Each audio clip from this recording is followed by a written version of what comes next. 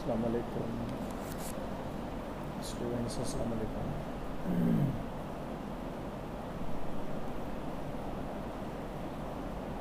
अॼु पाण जेको पढ़ंदासीं उहो असां वटि इम्पोर्टेंट टॉपिक्स आहिनि।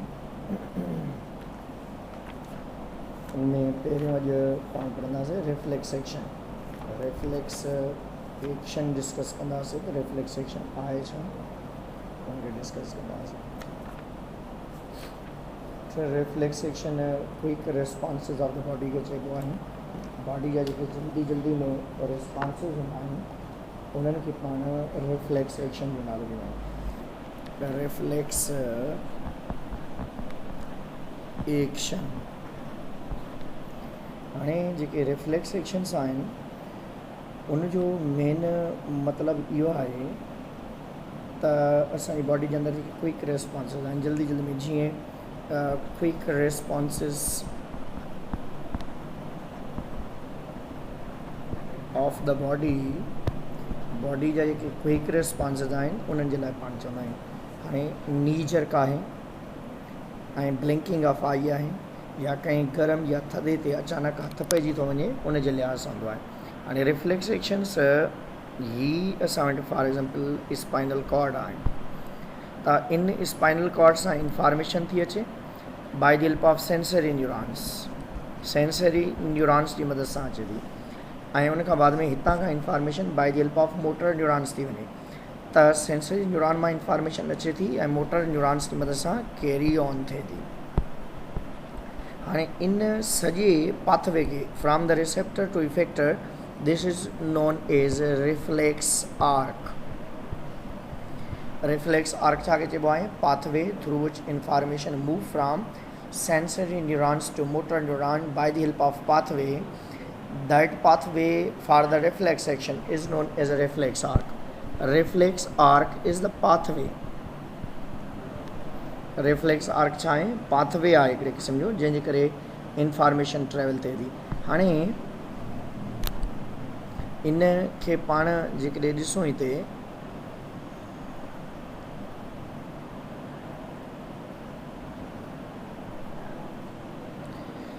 त इन खे जेकॾहिं पाण नेक्स्ट ते ईंदासीं त हिन खे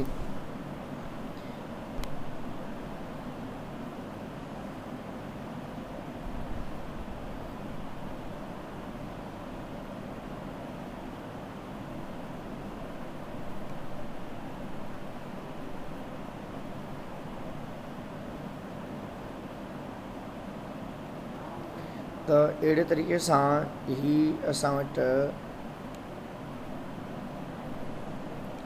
हिते असां वटि रिफ्लेक्स एक्शन आहे, नी जर्क आहे, ब्लिंकिंग ऑफ आई आहे ऐं रिफ्लेक्स एक्शन्स हिकिड़ा हूंदा आहिनि मोनोसिनेप्टिक। माना फॉर एग्ज़ाम्पल ही असां वटि स्पाइनल कॉर्ड आहे, इन में सेंसरी न्यूरॉन इंफॉर्मेशन खणी था अचनि ऐं डायरेक्टली इहे जेकॾहिं मोटर न्यूरॉन्स खे ॾियनि था। सेंसरी न्यूरॉन ऐं मोटर न्यूरॉन हिक ॿिए सां हिकिड़े सिनेप्स जी मदद सां कनेक्टेड हुजनि त उनखे पाण मोनोसिनेप्टिक चवंदा आहियूं। मोनोसिनेप्टिक रिफ्लेक्स एक्शन्स चवंदा।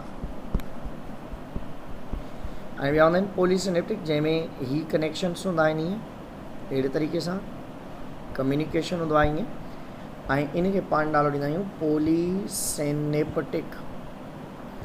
मोनोसिनेप्टिक जो मतिलबु आहे हिकिड़ो सिनेप्स हूंदो, पॉलीसिनेप्टिक जो मतिलबु आहे मेनी सिनेप्स हूंदा। पॉलीसिनेप्टिक जे अंदरि सेंसरी न्यूरॉन सां गॾु इंटर न्यूरॉन्स बि इन्वॉल्व हूंदा आहिनि ऐं मोनोसिनेप्टिक जे अंदरि सेंसरी न्यूरॉन्स सिर्फ़ु कनेक्टेड हूंदा आहिनि, उन सां गॾु मोटर न्यूरॉन्स जी अवेलेबिलिटी न हूंदी आहे।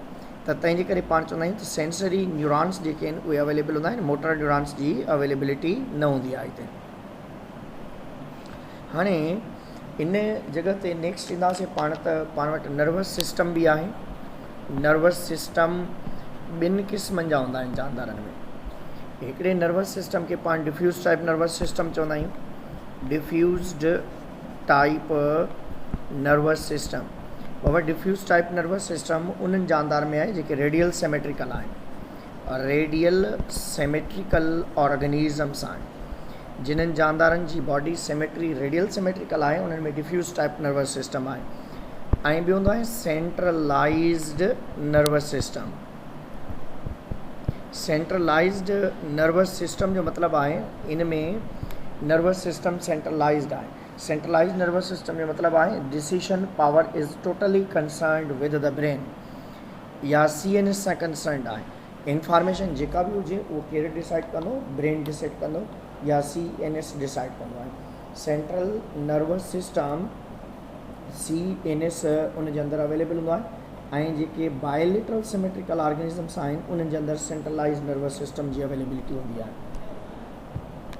हाणे ईअं पाण अॻिते ईंदासीं त नेक्स्ट सेंट्रलाइज्ड नर्वस सिस्टम वारा जानदार जेके आहिनि उन्हनि में human is the most important one.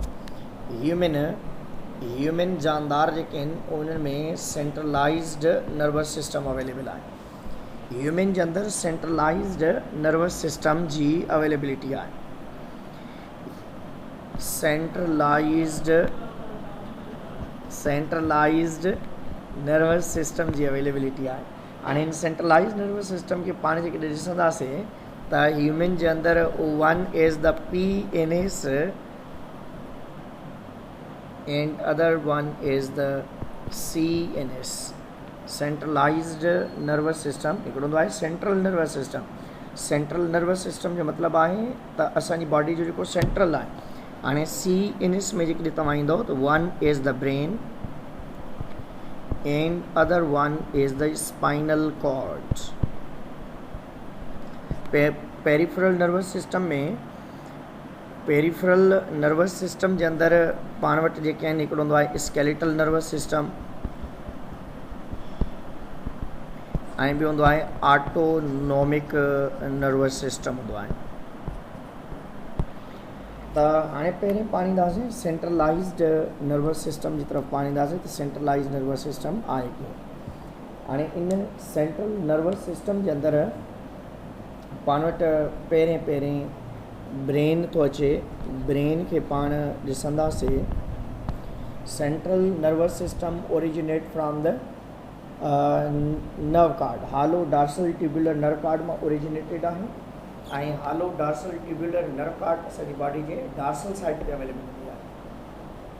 हुन मां ब्रेन ऐं स्पाइनल कॉर्ड जी फॉर्मेशन थींदी आहे। ब्रेन मग़ज़ खे चइबो आहे, मिजाले खे चइबो आहे ऐं असांजी बॉडी जे अंदरि तक़रीबन 13 नंढड़े ॿार जे अंदरि जेको आहे थोरो हूंदो आहे पर यंग एज में तव्हां असांजी बॉडी जे अंदरि राउंड अबाउट 1300 टू 1400 ग्राम्स जेको आहे उहो असां वटि ब्रेन जो वेट हूंदो आहे। पर नंढड़े ॿार में 3 to 400 ग्राम्स बेबी में 1300 to 1400 ग्राम्स जेको आहे ऐं यंग अडल्ट बॉडी जे अंदरि हूंदो आहे। या चई सघो था it form round about 2% of our body weight जेको बि आहे। ऐं ब्रेन जी डेवलपमेंट कंहिं मां थिए थी असां जेकॾहिं ॾिसंदासीं हिन में ही फॉर एग्ज़ाम्पल एम्ब्रियो आहे त इन एम्ब्रियो जे मथीं साइड ते हिते सभ खां मथे नर्व कार्ड डेवलप थींदो आहे ऐं इन नर्व कार्ड जो अॻियों हिसो जेको आहे उहो थिक थी वेंदो आहे। That become change into brain. ऐं इन में 3 कैविटीज़ डेवलप थींदियूं आहिनि, 4 cavities that known as a ventricles that have CSF fluid, cerebro spinal fluid जी अवेलेबिलिटी हूंदी आहे। हाणे पाण जेकॾहिं ब्रेन जी तरफ़ अचूं त ब्रेन स्पेशली असां वटि जेको अवेलेबल आहे ब्रेन ह्यूमन ब्रेन जा कुझु पार्ट्स आहिनि। Brain consist on 3 parts. सभ खां मथे पार्ट खे फोर ब्रेन चइबो आहे दैट्स नोन एज प्रोएनसेफेलॉन। प्रोएनसेफेलॉन चइबो आहे इनखे। And other one is the midbrain that's known as mesencephalon. And third one is the hindbrain जंहिंखे पाण रोम्बिनसेफेलॉन चवंदा। रोम्बिनसेफेलॉन जो नालो ॾियूंदा। Hindbrain, rhombencephalon, midbrain, mesencephalon, forebrain, prosencephalon जो नालो ॾींदो आहे। हाणे जेकॾहिं पाण इन फोर ब्रेन जी तरफ़ अचूं त फोर ब्रेन जा वरी पार्ट्स आहिनि पाण वटि जिन्हनि खे पाण हिते डिस्कस कंदासीं। फोर ब्रेन सभ खां मथियों जेको पार्ट आहे असांजो अपर मोस्ट पार्ट, उनखे पाण नालो ॾींदा आहियूं telencephalon. Top most is the telencephalon. ऐं ॿियो हेठियों पार्ट जेको आहे उनखे पाण ॾाइण या डाइनसेफेलॉन चवंदा। जेको ही टेलेंसेफेलॉन आहे that consist on cerebral cortex या सेरिब्रल हेमीस्फीयर ते कंसिस्ट करे थो। सेरिब्रल हेमीस्फीयर पाण वटि ॿ सेरिब्रल हेमीस्फीयर आहिनि, one is the left and other is the right side. ऐं इन जा लोब्स बि अथव। फ्रंट पार्ट खे फ्रंटल लोब, मथीं जेका टिकण वारी साइड आहे उनखे पेरिटल लोब, ऐं बैक साइड ओसिपिटल लोब आहे, ऐं हेठीं जेका आहे उनखे टेम्पोरल लोब चइबो आहे। ऐं ॿ सेरिब्रल हेमीस्फीयर्स खे कंट्रोल करण जे लाइ कार्पस केलोसम आहे। कार्पस केलोसम जेको आहे उहो किथे अवेलेबल आहे? ॿिन्हिनि सेरिब्रल हेमीस्फीयर्स जे हेठां अवेलेबल हूंदो आहे। ऐं सेरिब्रम जो मेन फंक्शन छा आहे? इंटेलिजेंस आहे, रीज़निंग आहे, ऐं उन खां बाद में मेमोरी वारी कंडीशन आहे। इंटेलिजेंस, रीज़निंग ऐं मेमोरी वारी कंडीशन आहे। ऐं डाइनसेफेलॉन जेकॾहिं पाण ॾिसंदासीं, डाइनसेफेलॉन असल में इहो अपर मोस्ट पार्ट त आहे असांजो, पर डाइन टेलन खां हेठियां हूंदो आहे। डाइन टेलन खां हेठियां हूंदो आहे। ऐं डाइनसेफेलॉन खे जेकॾहिं पाण फर्दर डिवाइड कंदासीं त इनखे ॿिनि पोर्शन्स में डिवाइड कंदा आहियूं। One is the limbic system and other one is the thalamus. Thalamus is known as a clearing house. Thalamus जो कमु छा आहे? तव्हांजी ब्रेन जे इंफॉर्मेशन खे इंटीग्रेट करणु। थैलेमस जो कमु आहे किलरिंग हाउस चइबो अथव इनखे, that's known as clearing house.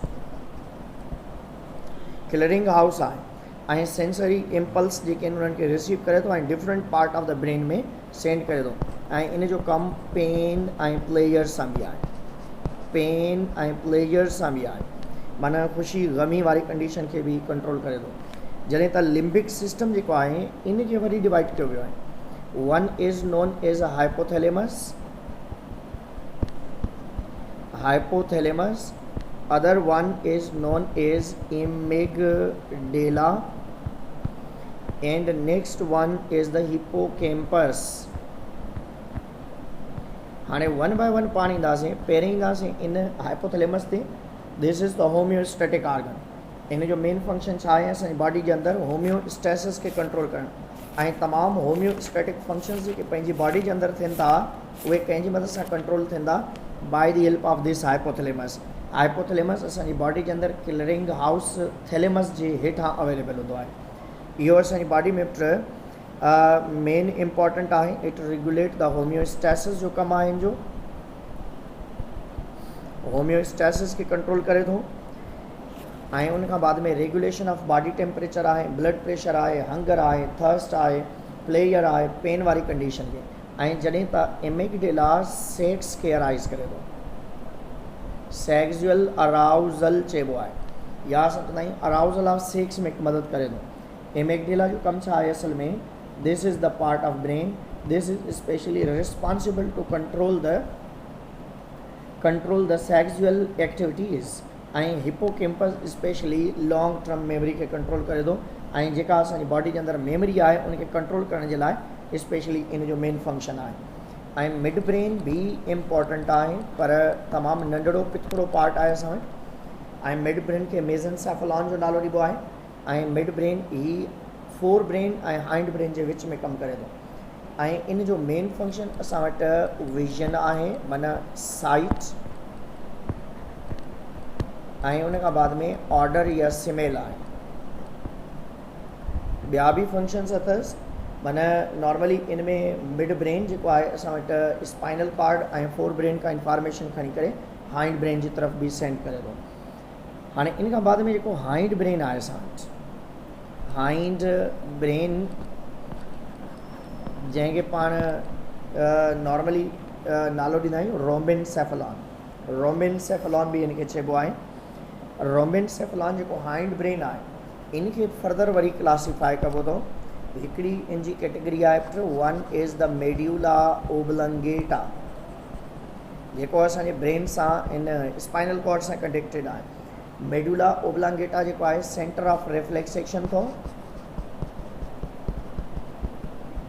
या चई सघो था सेंटर ऑफ इनवॉलंटरी एक्शन्स जेके आहिनि उनखे कंट्रोल करे थो, ब्रीदिंग खे कंट्रोल करे थो, साह खणण जो जेको अमल आहे उनखे कंट्रोल करे थो, हार्ट बीट वारो जेको प्रोसेस आहे उनखे कंट्रोल करे थो ऐं ब्लड प्रेशर जेका आहे उनखे कंट्रोल करे थो ऐं ॿिया बि खोड़ सारा कफिंग आहे, स्वेलिंग आहे, हिकअपिंग आहे, स्नीज़िंग आहे, इहे तमामु शयूं जेके आहिनि कंहिंजे कंट्रोल में आहिनि मेड्यूला ओब्लंगेटा जे कंट्रोल में। नेक्स्ट इज़ द सेरिबेलम, ही बॉडी पोजीशन खे कंट्रोल करे थो, बॉडी पोजीशन खे कंट्रोल करे थो माना पंहिंजी बॉडी जी पोजीशन जेका आहे कंहिं बि जॻह ते जेका मेंटेन थिए थी उहा आहे सेरिबेलम जे करे आहे।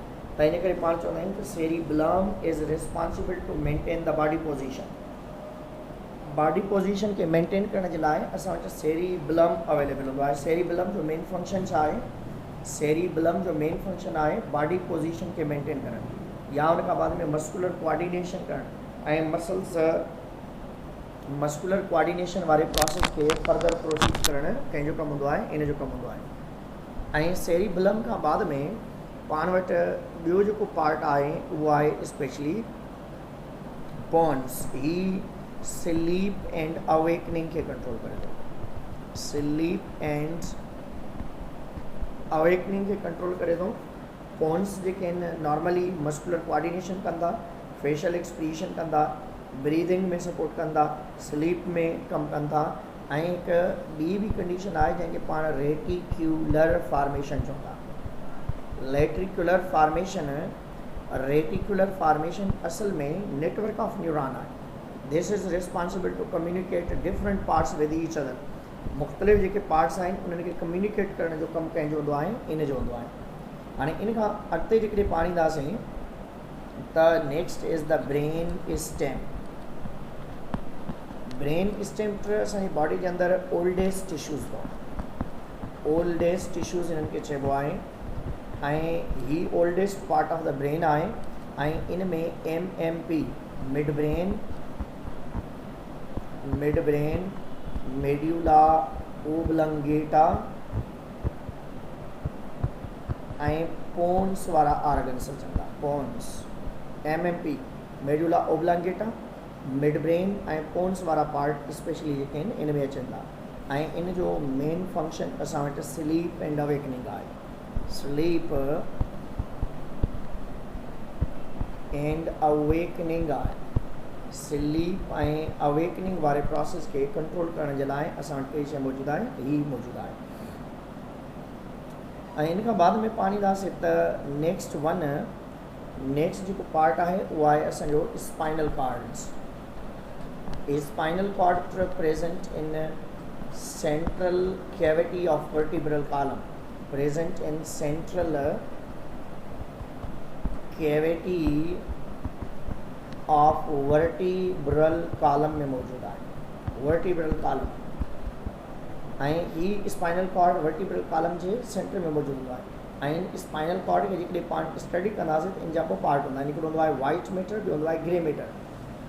इनर जेको हूंदो आहे उनजो ग्रे मैटर हूंदो आहे, इनर ग्रे ऐं आउटर जेको पार्ट हूंदो आहे उहो वाइट मैटर हूंदो आहे ऐं इहो ई सेम कलर स्ट्रक्चर जेका आहे उहा अपोज़िट हूंदी आहे कंहिंजे अंदरि सेरिब्रम जे अंदरि।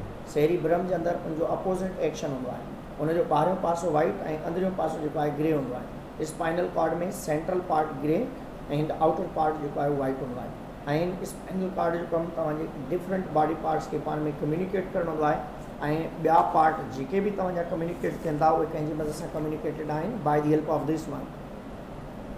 हाणे स्पाइनल कॉर्ड खां अॻिते जेकॾहिं ईंदो त पाण वटि पेरीफेरल नर्वस सिस्टम आहे। बाबा पेरीफेरल नर्वस सिस्टम असांजी पूरी बॉडी में फैलियल आहे, that is scattered in our whole body. तंहिंजे करे पाण हिन खे PNS चवंदा। पेरीफेरल में असां वटि 12 पेयर्स ऑफ स्पाइनल नर्व्स आहिनि sorry 31 pair of spinal nerves तो 12 पेयर ऑफ क्रेनियल नर्व्स तो 31 पेयर्स स्पाइनल नर्व्स आहिनि जेके स्पाइनल कॉर्ड सां कनेक्टेड आहिनि ऐं 12 पेयर्स जेके आहिनि उहे क्रेनियल नर्व्स आहिनि। एरियूं न्यूरॉन्स या नर्व्स जेके स्पाइनल कॉर्ड सां कनेक्टेड आहिनि धेन ब्रेन सां त उन्हनि खे पाण नालो ॾींदा आहियूं स्पाइनल नर्व्स ऐं ॿिया उहे जेके 12 पेयर्स आहिनि जेके तव्हांजा डायरेक्टली ब्रेन सां कनेक्टेड हूंदा आहिनि। त असांजी बॉडी जे अंदरि इहो नर्वस सिस्टम जेको आहे जंहिंखे पाण नालो ॾियूं था पेरिफेरल नर्वस सिस्टम में ॿ शयूं आहिनि। One is the skeletal nervous system. जेको स्केलेटल नर्वस सिस्टम आहे उहो वॉलंटरी आहे। स्केलेटल नर्वस सिस्टम असां वटि छा आहे उहो वॉलंटरी आहे असांजे कंट्रोल में आहे ऐं असांजी बॉडी जे कंट्रोल में आहे ऐं जेके बि एक्टिविटीज़ तव्हांजा मसल्स कमु कंदा या चई सघो था इट कंट्रोल स्केलेटल मसल्स। ही असांजे स्केलेटल मसल्स खे कंट्रोल करे थो ऐं स्केलेटल मसल्स खे कंट्रोल करण जे लाइ असां वटि स्केलेटल नर्वस सिस्टम जी अवेलेबिलिटी आहे। ऐं ॿियो हूंदो आहे autonomic nervous system. Skeletal and autonomic nervous system are the part of या types of peripheral nervous system जा टाइप्स अथव। हाणे ऑटोनॉमिक नर्वस सिस्टम खे जेकॾहिं पाण ॾिसूं त ऑटोमेटिक त आहे पंहिंजी जाइ ते। ऑटोनॉमिक नर्वस सिस्टम इन खे वरी ॿिनि कैटेगरीज़ में डिवाइड कंदा आहियूं। हिकिड़ो हूंदो आहे parasympathetic nervous system. Parasympathetic nervous system ऐं ॿियो हूंदो आहे सिम्पैथेटिक नर्वस सिस्टम। जेको पैरासिम्पैथेटिक नर्वस सिस्टम आहे पैरासिम्पैथेटिक नर्वस सिस्टम आहे जेको पैरासिम्पैथेटिक नर्वस सिस्टम असां वटि जेको आहे क्रेनियल नर्व्स इन में इन्वॉल्व आहिनि। पैरासिम्पैथेटिक जो मतिलबु आहे हीअ रेस्टिंग कंडीशन में हूंदो आहे normal condition that work in normal condition. तव्हांजो डाइजेस्टिव सिस्टम तव्हांजो सर्कुलेटरी सिस्टम बॉडी जेका नॉर्मल कंडीशन में वर्क करे थी उनखे पैरासिम्पैथेटिक नर्वस सिस्टम सां वर्क नालो ॾिबो आहे। पैरासिम्पैथेटिक नर्वस सिस्टम जेको आहे उन में क्रेनियल नर्व्स हूंदा आहिनि। क्रेनियल नर्व्स वर्क कंदियूं आहिनि ऐं उन खां बाद में वेगस नर्व्स वर्क कंदियूं आहिनि ऐं उन खां बाद में स्पाइनल नर्व्स वर्क कंदियूं आहिनि। वेगस नर्व खां बाद में स्पाइनल नर्व्स उहे जेके सेक्रल पार्ट तां रेज़ थींदा आहिनि। हाणे असां वटि पार्ट हूंदो आहे गर्दन में जेके वर्टिब्री आहिनि सर्विकल, चेस्ट में जेके आहिनि थोरेसिक, हेठि एब्डोमिनल रीजन ते आहिनि उन्हनि खे लंबर ऐं हेठि जेके आहिनि सेक्रल आहिनि near to the hip region sacral.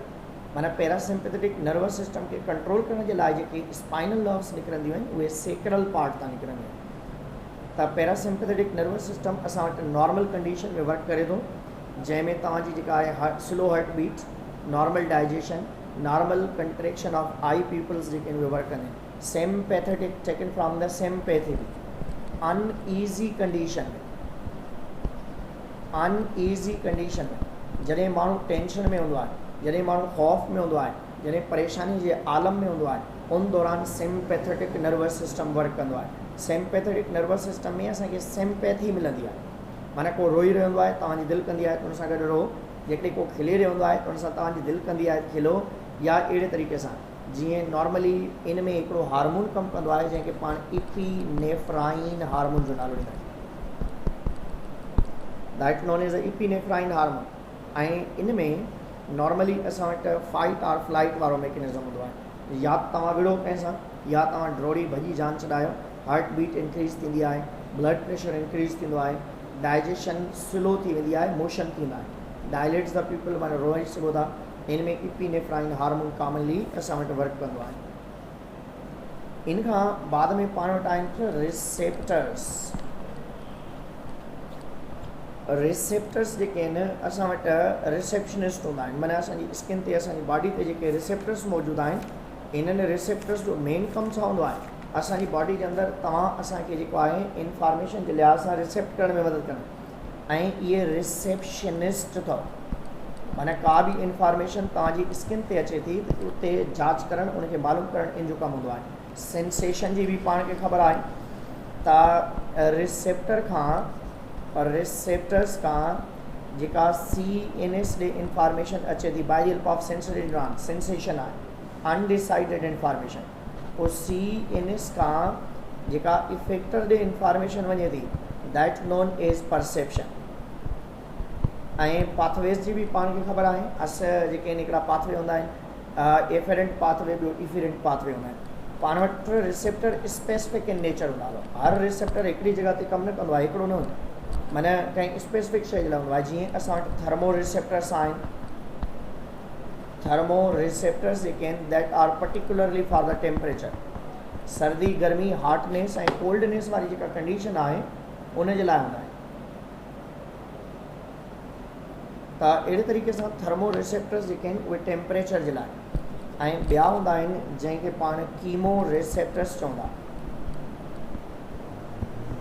Chemo receptors जेके हूंदा आहिनि उहे केमिकल्स जे लाइ, टेस्ट जे लाइ। ऐं नंबर 3 ते जेके पाण वटि रिसेप्टर्स आहिनि दैट्स नोन एज मिकेनो रिसेप्टर्स। बाबा जेके मिकेनो रिसेप्टर्स हूंदा आहिनि उहे मैकेनिकल वर्क जे लाइ, that detect your body position, vibration, या उन खां बाद में नॉर्मली टच आहे, टच प्रेशर आहे, या उन खां बाद में वाइब्रेशन आहे, या अहिड़े क़िस्म जूं जेके शयूं हूंदियूं आहिनि उन्हनि खे स्पेशली केरु थो कंट्रोल करे, केरु मैकेनिकल वाइब्रेशन चई सघो था, या नॉर्मली टच आहे, प्रेशर आहे, या उन खां बाद में मोशन आहे, इन जे लाइ बि पाण स्पेशली वर्ड यूज़ कंदा आहियूं। हाणे इन खां बाद में मिकेनो रिसेप्टर्स खां बाद में पाण वटि नंबर 4 ते आहिनि फोटो रिसेप्टर्स। फोटो माना लाइट, फोटो रिसेप्टर्स ॾिसण जे लाइ हूंदा आहिनि, that are for the vision, माना जेको पाण ॾिसूं था उहो फोटो रिसेप्टर्स जे करे आहे। पेन रिसेप्टर्स आल्सो नोन एज नोसी रिसेप्टर्स। पेन रिसेप्टर्स जेके आहिनि, पेन रिसेप्टर्स नॉर्मली जेके आहिनि असां वटि मौजूदु आहिनि, जेके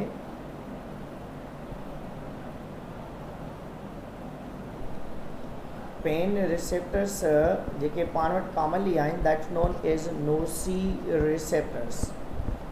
ही पेन रिसेप्टर या nociceptor that are responsible to detect the pain. ऐं रिसेप्टर खे फर्दर क्लासीफाई बि कयो वियो आहे on the basis of their availability जे बेस ते या लोकेशन जे बेस ते। हाणे रिसेप्टर्स जेकॾहिं पाण ॾिसूं त हिकिड़ा हूंदा आहिनि पाण वटि free ending receptors. Free ending receptors हूंदा आहिनि। फ्री एंडिंग रिसेप्टर्स उहे हूंदा आहिनि जेके फॉर एग्जाम्पल असांजी बॉडी जे इन मसल में अवेलेबल हूंदा आहिनि, पर उन जा लास्ट एंड्स जेके आहिनि उहे छा हूंदा आहिनि, फ्री हूंदा आहिनि। इन्हनि खे पाण फ्री एंडिंग रिसेप्टर चवंदा आहिनि। ऐं फ्री एंडिंग रिसेप्टर्स जेके आहिनि पाण वटि मिकेनो रिसेप्टर, पेन रिसेप्टर, नोसी रिसेप्टर, इहे तमामु जेके आहिनि फ्री एंडिंग आहिनि। ऐं ॿिया जेके इनकैप्सुलेटेड रिसेप्टर्स आहिनि, इनकैप्सुलेटेड रिसेप्टर्स जेके आहिनि उन्हनि जी एंड पॉइंट कैप्सुलेटेड हूंदी अथव। फॉर एग्जाम्पल ही रिसेप्टर आहिनि त उन जी लास्ट पॉइंट जेका आहे उन जे ॿाहिरां ईअं कवरिंग्स हूंदियूं आहिनि। हाणे जंहिंमें ही कवरिंग्स मौजूदु हूंदियूं आहिनि उन्हनि खे पाण इनकैप्सुलेटेड रिसेप्टर्स जो नालो ॾींदा आहियूं। हाणे जेके ही इनकैप्सुलेटेड रिसेप्टर्स आहिनि इन जा वरी 2 टाइप्स आहिनि। इनकैप्सुलेटेड रिसेप्टर्स, वह जेके इनकैप्सुलेटेड रिसेप्टर्स आहिनि one R known age मेजेनर receptors. मेजेनर receptors चइबो आहे। जेके मेजेनर रिसेप्टर्स हूंदा आहिनि उन्हनि जा ही हेयरलेस एरिया में हूंदा आहिनि, जिते वार न आहिनि हूंदा, जीअं फिंगर टिप्स आहिनि present at the hairless area ते अवेलेबल हूंदा अथव। जीअं तव्हां सां वटि फिंगर्स आहिनि, फिंगर टिप्स आहिनि, पाम आहे, सोल आहे उन जॻह ते, या उन खां बाद में ब्रीस्ट जा जेके निपल्स आहिनि, टीट्स बि चइबो आहे इनखे, पाम हथेली आहे उन जॻह ते अवेलेबल हूंदा आहिनि। ऐं हीअ जेके आहिनि देयर कैप्सूल जेको आहे थिक कोलेजन प्रोटीन सां कवर्ड हूंदो आहे ऐं उन में हिकिड़ी कवरिंग हूंदी आहे। माना इन्हनि में हिन जॻह ते हीअ रिसेप्टर्स आहिनि ईअं त इन जे ॿाहिरां हिकिड़ी कवरिंग हूंदी। ऐं नंबर 2 ते जेके पाण वटि रिसेप्टर्स आहिनि नंबर 2 ते उहे आहिनि ट्रपेसिनियन रिसेप्टर्स।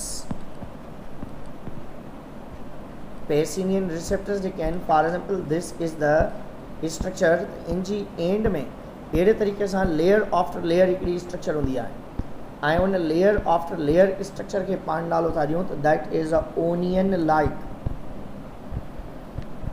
लाइक हूंदी आहे ऐं लेयर आफ्टर लेयर जेका आहे उनजे मथां कवरिंग हूंदी आहे ऐं हर हिकु कवरिंग जेका आहे उनखे पाण ओनियन लाइक जो नालो ॾींदा आहियूं। And this is made up of collagen protein जो नालो ॾिबो आहे, कोलेजन प्रोटीन जो नालो ॾिबो आहे। हाणे इन खां अॻिते जेकॾहिं ईंदासीं पाण त नॉर्मली ओनियन लाइक रिसेप्टर्स जेके आहिनि असांजे डीप स्किन में मौजूदु आहिनि, डीप बॉडी पार्ट्स में मौजूदु आहिनि ऐं असांजी बॉडी जे अंदरि कॉमनली इन्हनि जी अवेलेबिलिटी हूंदी आहे। ओनियन लाइक जेके आहिनि कोलेजन प्रोटीन्स आहिनि, ओनियन लाइक स्ट्रक्चर्स में हूंदा आहिनि। इहे असांजे इंटरनल बॉडी स्ट्रक्चर जे अंदरि कॉमनली पाया वेंदा आहिनि। अंदरूनी जेका बॉडी आहे माना डीप स्किन आहे या उहा तव्हां असांजी बॉडी जे अंदरि जेके ऑर्गन्स आहिनि, विज़रल ऑर्गन्स आहिनि, उन्हनि जे ॿाहिरां कॉमनली इन्हनि जी प्रेजेंस हूंदी आहे। डीप स्किन में या विज़रल ऑर्गन्स जे ॿाहिरां ही असांजी बॉडी जे अंदरि कॉमनली अवेलेबल हूंदा आहिनि। त ही रिसेप्टर असांजी बॉडी जे अंदरि डीप हूंदा आहिनि, बॉडी जे अंदरि तमामु डीप स्किन जे अंदरि पाया वेंदा आहिनि, डीप बॉडी पार्ट जे अंदरि पाया वेंदा आहिनि। त इन करे पाण इन्हनि खे नालो ॾींदा आहियूं त हीअ पेसिनियन रिसेप्टर्स आहिनि। ऐं असां वटि ॿिया बि खोड़ सारा रिसेप्टर्स आहिनि जेके असांजी बॉडी जे अंदरि पाया वेंदा आहिनि। जीअं फॉर एग्जांपल तव्हां वटि हीअ हर्ट आहे त हर्ट खां 2 ट्यूब्स निकिरंदियूं आहिनि, त हिकिड़ी खे पाण कैरोटिड ट्यूब जो नालो ॾियूं था। त हिते कैरोटिड बॉडी पाई वेंदी आहे ऐं हिते एओटिक बॉडी अवेलेबल हूंदी आहे। कैरोटिड बॉडी ऐं aortic body that are known as a chemo receptors, they have the receptivity, receptors आहिनि, इन्हनि खे पाण कीमो रिसेप्टर्स चवंदा आहिनि। ऐं इन्हनि कीमो रिसेप्टर्स खे जेकॾहिं तव्हां ॾिसंदव त इन में केमिकल्स हूंदा आहिनि। कहिड़ा केमिकल्स हूंदा आहिनि? कार्बन डाइऑक्साइड ऐं हाइड्रोजन आइन्स खे रिसेप्ट कंदा आहिनि। माना जॾहिं कार्बन डाइऑक्साइड हाइड्रोजन आइन जी कंसंट्रेशन वधंदी त कैरोटिड बॉडी ऐं एरोटिक बॉडी इहो मैसेज खणी करे असांजी मेडुला ओब्लांगेट खे ॾींदा ऐं इहो पाण ब्रीदिंग रेट फर्स्ट ईयर में चैप्टर नंबर 13 जे अंदरि डिटेल में पढ़ी आयासीं त कीअं कहिड़े तरीक़े सां हूंदा आहिनि। इन खां बाद में तव्हां असांजे बैरो रिसेप्टर्स बि हूंदा आहिनि जेके ब्लड प्रेशर खे मालूम कंदा अथव। असां वटि ड्रग जेका यूज़ कंदा आहियूं, ड्रग चइबो आहे मेडिसिन, दवाउनि खे, केमिकल खे, सबस्टेंसेस दैट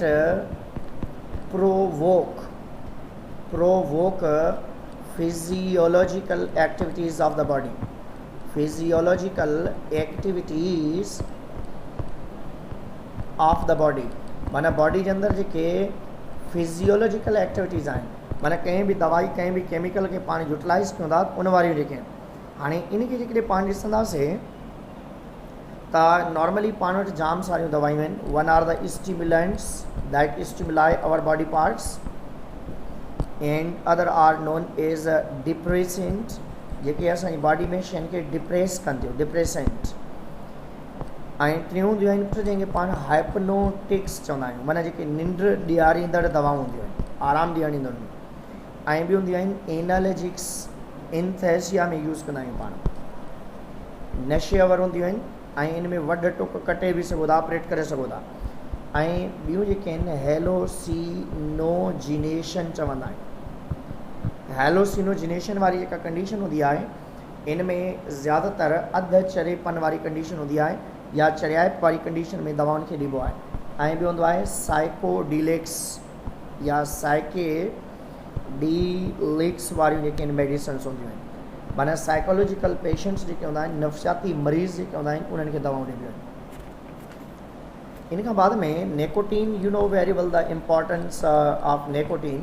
नेकोटीन ख़तरनाक हिकु केमिकल सब्सटेंस आहे ऐं नेकोटीन नॉर्मली जेको आहे असांखे सिगरेट, तंबाकू मां मिलंदो आहे। सिगरेट, तंबाकू जे चॿारण सां, लताड़ण सां, खाइण सां वात में रखण सां, नक में सूंघण सां असांखे निकोटीन मिलंदो आहे। निकोटीन असांजे ब्लड प्रेशर खे इंक्रीज़ कंदो आहे। निकोटीन असांजे ब्रेन खे अलर्ट कंदो आहे। निकोटीन असांजी थोरी देरि जे लाइ एनर्जी वधाईंदो आहे टू डू वर्क जे लाइ, पर बाद में वरी माण्हू जेको आहे ख़तमु थींदो आहे या स्टॉप थी वेंदो आहे। त अहिड़े तरीक़े सां ही असांजी बॉडी जी हिकिड़ी की हूंदी आहे, हिकिड़ी चाबी हूंदी आहे, ऐं उन की या मेन चाबी जो मेन फंक्शन इहो हूंदो आहे त जॾहिं तव्हां सिगरेट पींदो तॾहिं तव्हांजो ब्लड प्रेशर एक्टिवेट थींदो, तॾहिं तव्हांजो नर्वस सिस्टम एक्टिवेट थींदो, तॾहिं तव्हांजो डाइजेशन एक्टिवेट थींदो, तॾहिं तव्हांजी बॉडी जेका आहे उहा एक्टिव थींदी ऐं तव्हां डिफिकेशन, इवन खोड़ सारा माण्हू अहिड़ा आहिनि जेके डिफिकेट बि न करे सघंदा आहिनि, माना वॉशरूम में वञी करे वेहंदा आहिनि। जेतिरे ताईं हू कॉमनली यूटिलाइज़ न कंदा तंबाकू खे, सिगरेट खे, पान खे, गुटखे खे, त उन खां बाद में उन खां पहिरीं जेके आहिनि कुझु बि न करे। इन्हनि जी बॉडी बार बार थकिजी पवंदी आहे, छो जो सप्लाई ऑफ ब्लड रुकिजी वेंदी आहे। तंहिंजे करे suppress the action of acetylcholine कंदा अथव, that mimic the acetylcholine, that work against या is like the acetylcholine. Increase heart beat करे थो, नैरो द ब्लड वेजल्स करे थो, स्टिमुलेट द नर्वस सिस्टम करे थो, रिड्यूस मसल फटीक करे थो, ऐं अलर्टनेस बॉडी जे अंदरि इंक्रीज़ करे थो। हाणे पाण ईंदासीं कुझु डिसऑर्डर्स या डिज़ीज़ आहिनि। डिसऑर्डर्स जेके असां वटि नर्वस सिस्टम जा आहिनि, उन्हनि में हिकिड़ो मेन एंड इम्पॉर्टेंट डिसऑर्डर आहे जंहिंखे पाण पार्किंसंस डिसऑर्डर चवंदा। पार्किंसंस डिसऑर्डर जेको आहे उहो डिसऑर्डर आहे, this is the degeneration of neurons थिए थो। डीजनरेशन ऑफ न्यूरॉन्स, ब्रेन जा न्यूरॉन्स जेके आहिनि उहे डीजनरेट थींदा आहिनि। कहिड़े पार्ट जा? Specially basal ganglions, cluster of neurons जेके इम्पॉर्टेंट न्यूरॉन्स आहिनि उन जा। हाणे इन बीमारी में 3 स्टेजिस हूंदियूं आहिनि, या असां नॉर्मली चवंदा आहियूं त इन में 3 स्टेजिस हुन में हूंदियूं आहिनि। अल्ज़ाइमर में, इन पार्किंसंस में चवंदो आहे स्टार्ट में ट्रिम्बलिंग थींदी आहे। जॾहिं फर्स्ट टाइम स्टार्ट में in start it effect on one side, माना अचानक बॉडी के अंदर ट्रिबलिंग थींदी, अचानक कपकपाहट, कंबणी, ॾकणी वारी कंडीशन थींदी, ऐं इन खां बाद में उन माण्हू जे अंदरि इफेक्ट थी सघे थो। हाणे इहा कंडीशन अॻिते हली करे ॿी साइड ते बि इफेक्ट करे सघे थी जेकॾहिं प्रॉपर ट्रीटमेंट न कयो वियो। पार्किंसंस में बिल्कुलु माण्हू हली फिरी चुरी सघंदो आहे, मूव करे सघंदो आहे, हलंदो आहे, पर अचानक इन माण्हू खे झटका ईंदा आहिनि, ऐं जॾहिं झटका ईंदा आहिनि त इनखे ख़बर ई न पवंदी आहे जेकॾहिं कंहिं वॉशरूम जे अंदरि किरी सघे थो, सीढ़ी ते किरी सघे थो, पाणी जे अंदरि किरी सघे थो, ट्रैफिक में किरी सघे थो, मार्केट में किरी सघे थो, कुझु बि थी सघे थो।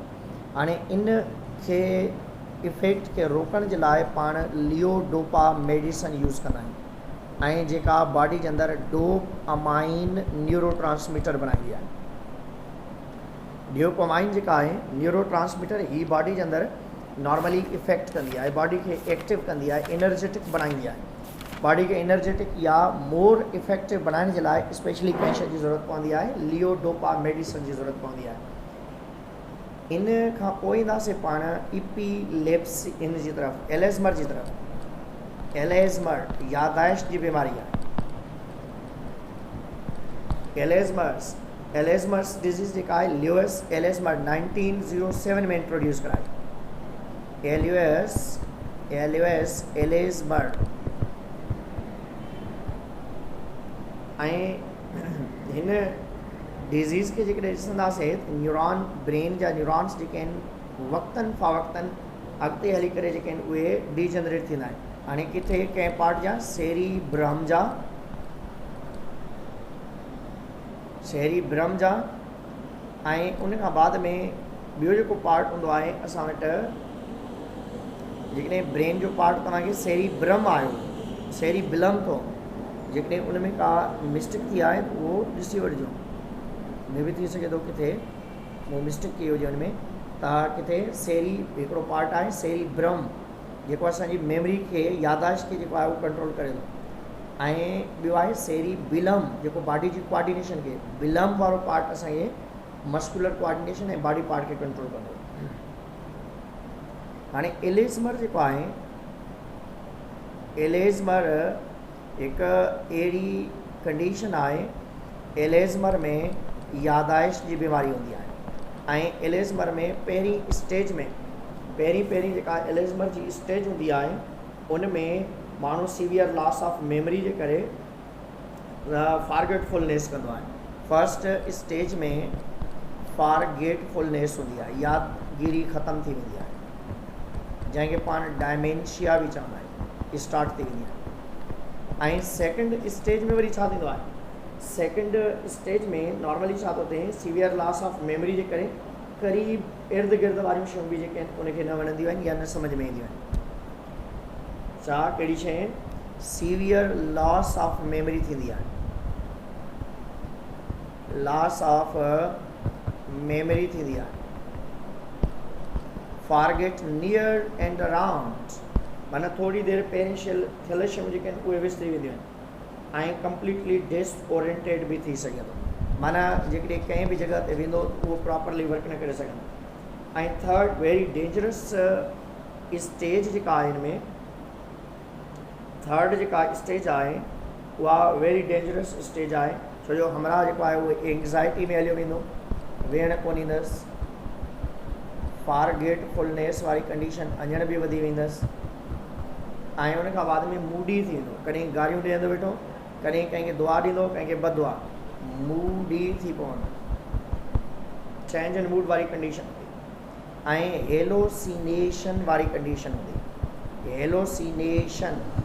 हेलोसिनेशन जो मतिलबु आहे hearing voice or seeing faces, माना इनखे ॾींहं जा तारा, राति जो जेको आहे इनखे चंड सिज नज़र ईंदो आहे। माना नॉर्मली छा हूंदो आहे, इनखे चहिरा नज़र ईंदा आहिनि, को गारियूं ॾींदे नज़र ईंदो आहे, को विढ़ंदे नज़र ईंदो आहे ऐं उन तरीक़े सां इनखे परेशानी थींदी आहे।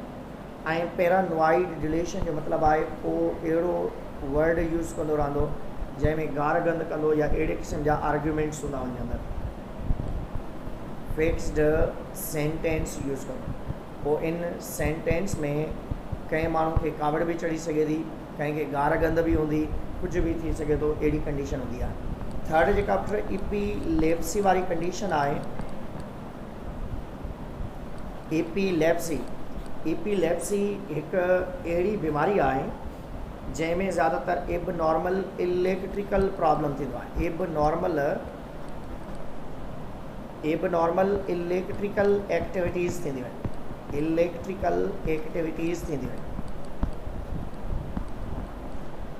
ऐं इन में ज़्यादातर ब्रेन में सीयर्स पवंदा आहिनि, अचानक वेठे वेठे माण्हू बेहोश थी सघे थो, हलंदे फिरंदे बेहोश थी सघे थो। एपीलेप्सी पाण मिर्गी खे चवंदा आहियूं ऐं एपीलेप्सी जेका आहे उहा ज़्यादातर जेका आहे हिकिड़ी सीयर्स जेके आहिनि न्यूरोलॉजिकल एबनॉर्मलिटी हूंदी आहे हिन में, ऐं इहो ज़्यादातर तेज़ रोशनी जे करे, कंहिं घणी ख़ुशीअ जे करे, कंहिं घणे ग़म जे करे, अचानक जेके आहिनि अहिड़े क़िस्म जा झटका हुनजी बॉडी जे अंदरि। जेकॾहिं इहे जर्नलाइज़ सीयर्स आहिनि, हिकिड़ा हूंदा आहिनि जर्नलाइज़ सीयर्स, जेकॾहिं जर्नलाइज़्ड सीयर्स आहिनि त उन में जेके कंप्लीट अनकॉन्शियसनेस थींदी, स्टफनेस थींदी ऐं ट्विचिंग थी सघे थी, माना बेहोश थींदो, वात मां गिग पई वहंदसि, टंगूं हणंदो पियो ऐं लिथड़ियूं पियो पाईंदो। अहिड़ी कंडीशन खे पाण जनरलाइज़्ड सीयर्स जो नालो ॾींदा आहियूं। ऐं जेकॾहिं पार्शल प्रॉब्लम्स अथसि त उन में बेहोशी वारी कंडीशन हूंदी। जर्नलाइज़ पार्शल में छा हूंदो, अनकॉन्शियसनेस हूंदी। जर्नलाइज़ में तमामु घणी ख़तरनाक कंडीशन हूंदी, छो जो उन माण्हू खे ज़्यादातर ख़तरो इहो हूंदो आहे त ज़ुबान खे न कटे, टंग खे, ज़ुबान खे न जेको आहे कटे छॾे, या उन खां बाद में वात में जेका गिग थी वहे उहा उनजे रेस्पिरेटरी ट्रैक्ट में न हली वञे, त उन जे करे हीअ ख़तरनाक कंडीशन हूंदी आहे। एपीलेप्सी मिर्गी खे चइबो आहे। ब्रेन जे अंदरि अचानक झटका ईंदा आहिनि जंहिंजे करे उहो माण्हू अनकॉन्शियस थी वेंदो आहे। कॾहिं कॾहिं अनकॉन्शियस थियण सां वात जे अंदरि जेके उल्टी त न हूंदी आहे, पर वात में जेको आहे फ्लूइड नुमा हिकिड़ो केमिकल सब्सटेंस रिलीज़ थींदो आहे। ऐं पार्शल सीयर्स जेके हूंदा आहिनि उन में ज़्यादातर माण्हू बेहोशी वारी कंडीशन में हलियो वेंदो आहे। टुमारो इंशाल्लाह we will complete this one. So thank you very much.